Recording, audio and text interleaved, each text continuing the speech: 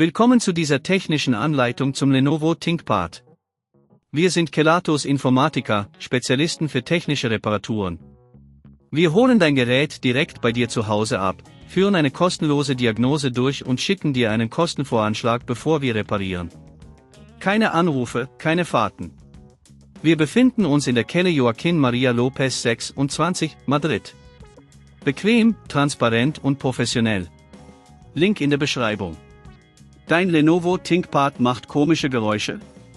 Das kann verschiedene Ursachen haben, beispielsweise Staubansammlungen im Inneren oder ein defekter Lüfter. Wenn du solche Geräusche ignorierst, kann das zu ernsthaften Schäden an deinem Gerät führen, die eine teure Reparatur nach sich ziehen können. Deshalb ist es wichtig, das Problem zeitnah zu beheben.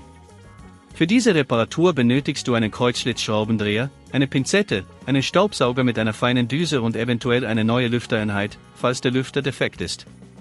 Zuerst solltest du sicherstellen, dass dein Lenovo ThinkPad ausgeschaltet und vom Stromnetz getrennt ist. Öffne dann das Gehäuse vorsichtig, indem du die Schrauben auf der Unterseite entfernst. Achte darauf, diese an einem sicheren Ort zu lagern. Wenn du das Gehäuse geöffnet hast, kannst du den Lüfter leicht erkennen. Überprüfe, ob er blockiert ist oder Geräusche macht.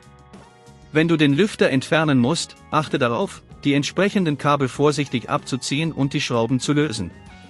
Wenn dir das an dieser Stelle zu kompliziert wird, denk daran, dass wir bei Kelatos dein Gerät zu Hause abholen und es dir repariert zurückschicken. Nachdem du den Lüfter entfernt hast, reinige die Umgebung gründlich mit dem Staubsauger, um Staub und Schmutz zu entfernen. Wenn der Lüfter defekt ist, setze den neuen Lüfter ein, schraube ihn fest und schließe die Kabel an. Überprüfe auch, ob alle anderen Komponenten sicher sitzen.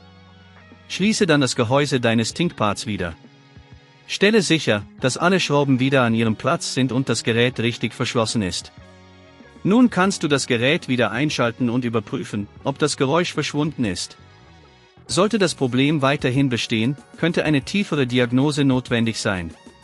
Um zukünftige Probleme zu vermeiden, solltest du dein Lenovo ThinkPad regelmäßig reinigen und darauf achten, dass es in einer staubfreien Umgebung betrieben wird.